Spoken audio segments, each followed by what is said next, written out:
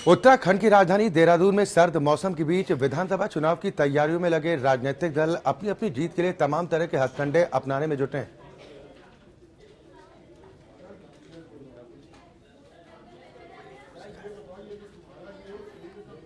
Congress party भी उत्तराखंड में दोबारा वापसी करने के लिए हर हथकंडा अपनाने में लगी हो और इसी के तहत उत्तराखंड में चुनाव में जीत की नैया पर सवार होने के लिए सारथी के तौर पर कांग्रेस आलाकमान की ओर से पीके को चुनावी रणनीति बनाने की बागडोर सौंपी गई है, जिसके लिए पीके यानी कि प्रशांत किशोर देहरादून में अपना डेरा भी डाल चुके हैं। कभी मुख्यमंत्री हरीश रावत के साथ चुनाव की प्लानिंग तो कभी प्रदेश अध्यक्ष किशोर उपाध्याय के साथ चुनावी गुफ्तगू। बंद कमरे में दोनों किशोर यानी कि प्रदेश अध्यक्ष किशोर उपाध्याय और चुनावी रणनीतिकार प्रशांत किशोर भ्रष्टाचार के तमाम आरोपों को झेल रही रावत सरकार को दोबारा कैसे वापस सत्ता में लाएं, इसकी चर्चा में एक साथ बैठे। दोनों की तमाम मुद्दों पर बातचीत भी हुई, लेकिन जैसे ही एपीएन की टीम कमरे में दाखिल हुई, प्रशांत किशोर घबरा गए। प्रशांत का चेहरा कैमरे पर ना आए, इस बात की भरपूर कोशिश भी की गई। ये एक्सक्लूसिव तस्वीरें हम आपको टेलीविजन स्क्रीन पर दिखा रहे हैं। कैमरा पर्सन और रिपोर्टर के साथ धक्का मुक्की तक की गई। कैमरे पर प्रशांत किशोर के विजुअल ना सके, इसके लिए कैमरे के आगे हाथ तक लगा दिया गया। तकरीबन 15 मिनट की मीटिंग के बाद कांग्रेस प्रदेश अध्यक्ष किशोर उपाध्याय और चुनावी रणनीतिकार प्रशांत किशोर कमरे से बाहर निकले।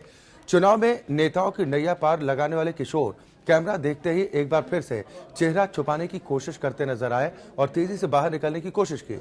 एपीएन संवाददाता ने जब किशोर से चुनाव की प्लानिंग पर बात करनी चाहिए तो किशोर ने मीडिया से बातचीत करने से ही इनकार कर दिया। रवि के वैश्य हमारे सहयोगी से खबर पर ज्यादा चर्चा और बातचीत के साथ जुड़ गए हैं। रवि, चेहरा छिपाने के पीछे वजह कुछ समझ में आ रही है?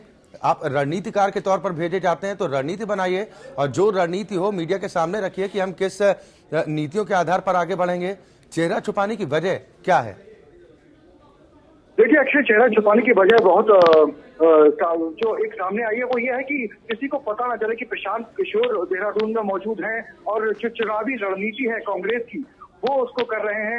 लेकिन जिस तरीके से खबरें जो मीडिया में आ चुकी थी कि प्रशांत किशोर पहुंच चुके हैं, लेकिन सबसे पहले एपीएन के पास विजुअल प्रशांत किशोर की रहे। जो मीटिंग जो प्रदेश अध्यक्ष जो किशोर उपाध्याय है कांग्रेस के, उनके साथ आज मीटिंग थी और करीब 15 मिनट की गुफ्तगू तक उन्होंने की है। दोनों लोगों ने बैठ के उसके बाद दोनों लोग एक साथ कहीं बाहर निकले हैं। इससे पहले मुख्यमंत्री रावत जो है उनके साथ भी हुई। सबसे बड़ी बात यह है कि प्रशांत किशोर जो है मीडिया से दूरी बनाए रखना चाहते हैं, क्योंकि मीडिया अगर सवाल करेगा उनसे कि किस तरीके से आप चुनावी रणनीति बना रहे हैं, तमाम सवाल है, क्या पैसा आपको मिला है, ये बहुत सारे ऐसे अहम सवाल जिनका जवाब किशोर के जो पीके हैं जिन्हें प्रशांत किशोर कहा जाता है वो फुल फॉर्म, उसमें वो परेशानी में पड़ सकते हैं। बिल्कुल। यहाँ पर रवि, अगर बात की जाए केदार आपदा की तो उसके करोड़ों के घोटाले के आरोप रावत सरकार पर पहले ही सही लगते रहे हैं।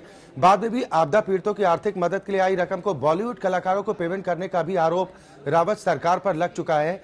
ऐसे में क्या एक बड़ी वजह यही मानी जा रही है? और साथ ही जो टकराव था मुख्यमंत्री हरीश रावत की बात की जाए या फिर किशोर उपाध्याय की, तो इस टकराव को भी देखते हुए क्या इस बात का फैसला किया गया कि उत्तर प्रदेश से बेहतर है कि जो रणनीतिकार है प्रशांत किशोर, उन्हें देवभूमि भेज दिया जाए, कम से कम वहां पर वो अपनी रणनीति दिखा पाए? जी बिल्कुल अक्षय, जिस तरीके से यूपी की पॉलिटिक्स है और उत्तराखंड की जो राजनीति है, दोनों में जमीन आसमान का अंतर है। उत्तराखंड पहाड़ी राज्य है, छोटा, और जबकि उत्तर प्रदेश काफी बड़ा राज्य माना जाता है, जहाँ की पॉलिटिक्स बहुत अलग तरीके की है। खास तौर पे इसलिए आलाकमान को यहाँ प्रशांत किशोर को भेजना पड़ा, क्योंकि जिस तरीके से सरकार, जो कांग्रेस की सरकार, रावत सरकार है, उसके बीच में और प्रदेश का जो संगठन है जिसके अध्यक्ष किशोर उपाध्याय है, दोनों के बीच में तनातनी सीटों के बंटवारे को लेकर रही, तमाम और जो मुद्दे हैं उनको लेकर रही है। सबसे बड़ी बात यह है कि पीडीएफ, जिसकी बदौलत कांग्रेस सरकार बार बार जो अपने आप को संभालती रही है, वो बड़ी वजह बनी है इसकी। क्योंकि किशोर हमेशा कहते आए हैं, जो प्रदेश अध्यक्ष हैं, कि नहीं, 70 विधानसभा सीटों पे कांग्रेस के सिंबल से, कांग्रेस के निशान से कांग्रेस का ही उम्मीदवार लड़ेंगे। जबकि मुख्यमंत्री हरीश रावत का कहना है कि नहीं, क्योंकि उन्होंने हमारी मदद की है और हमारे साथ हमारा साथ दिया है, तो वो हमेशा हम उसको साथ लेके चलेंगे। बहुत सारी तकरारें हैं, इसके अलावा भी और तमाम मुद्दे हैं। बिल्कुल बिल्कुल। लेकिन यहाँ पर रवि, अगर पीके की बात की जाए तो जो जानकारियां आई हैं कि प्रशांत किशोर अपनी लंबी चौड़ी टीम के साथ राजधानी में अपना डेरा जमा चुके हैं। समाज सेवा तो नहीं करेंगे, बाकायदा इसके लिए एक लंबी चौड़ी फीस भी वो डिजर्व करते हैं।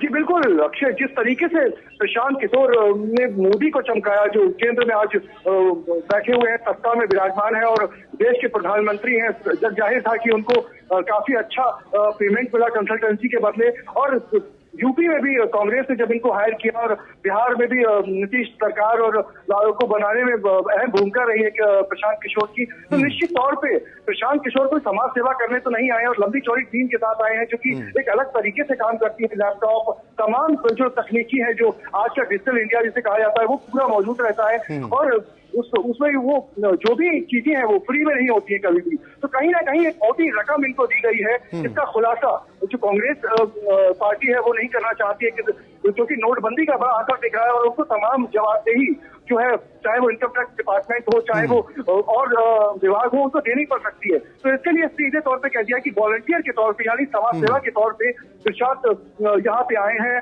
और कांग्रेस का सपोर्ट कर रहे हैं, चुनावी रणनीति बना रहे हैं। रवि, इस बात में कोई शक नहीं है कि एक बड़े स्ट्रेटेजिस्ट माने जाते हैं प्रशांत किशोर, और एक दो जो चमत्कार उनकी रणनीति के दौरान देखने को मिले हैं, उसके बाद से ही उनकी डिमांड भी लगातार बढ़ी है। लेकिन अगर देवभूमि उत्तराखंड की बात की जाए तो कांग्रेस गुटबाजी की शिकार रही है शुरुआत से ही। इतना आसान होगा? क्योंकि पीके से जिस चमत्कार की उम्मीद उत्तर प्रदेश में थी, वो चमत्कार वहां पर नहीं कर पाए। क्या यही वजह कि उन्हें उत्तराखंड शिफ्ट कर दिया गया कि कम से कम वहां पर विवाद सुलझाइए? जी बिल्कुल अक्षय, बहुत ही वाजिब सवाल है ये। प्रशांत किशोर जिस तरीके से यूपी में कांग्रेस की नया पार लगाने के लिए गए थे और तमाम तरीके के उसके बाद राजनीतिक समीकरण बदले, समाजवादी पार्टी हो, कांग्रेस हो, बसपा हो, तमाम तरीके की वहाँ राजनीतिक दल मौजूद है जिनके बीच किशोर घिर कर रह गए। लेकिन उत्तराखंड में जो एक स्थिति है, राजनीतिक समीकरण है, वो केवल बीजेपी और कांग्रेस के बीच में खासतौर पर देखे जा रहे हैं। लेकिन जिस तरीके से पहाड़ की राजनीति है, जो यहाँ पे ब्राह्मणवाद है, जो यहाँ पे राजपूतवाद है, वो सबसे अहम है। लेकिन पहाड़ की राजनीति में किशोर का कदम रखना कोई बहुत बड़ा एक रिजल्ट सामने नहीं दे पाएगा। वो इसलिए क्योंकि जिस तरीके से किशोर ने मैदानी इलाकों में, चाहे वो बिहार हो, चाहे वो गुजरात हो या फिर और तमाम इलाके हो, वहां पे रणनीति बनाना और पहाड़ की राजनीति के लिए रणनीति तैयार करना बहुत अलग तरीके का है। क्योंकि पहाड़ का जो इंसान है, उसके दिमाग से किसी चीज को निकालना, तमाम भ्रष्टाचार के आरोपों से रावत सरकार घिरी रही, चाहे वो केदारनाथ आपदा का मुद्दा हो, जो केदारनाथ पीड़ित है उनको राहत के नाम पे जो आर्थिक मदद आई, उसका भ्रष्टाचार का मुद्दा हो, ये तमाम और मुद्दे हो, उनको यहाँ से निकालना बड़ा मुश्किल है। और खुद मुख्यमंत्री रावत स्टिंग ऑपरेशन फंसे हॉर्स ट्रेडिंग में, तो उसको कहीं ना कहीं बिल्कुल ये तमाम चुनौतियां हैं जो पीके को इनसे पार पाना होगा। और देखना ही होगा कि जिस उम्मीद के साथ उन्हें उत्तराखंड भेजा गया है, उस उम्मीद में खरे उतर भी पाते हैं या फिर नहीं। बहुत बहुत शुक्रिया रवि, इस खबर पर तमाम चर्चा और बातचीत के लिए।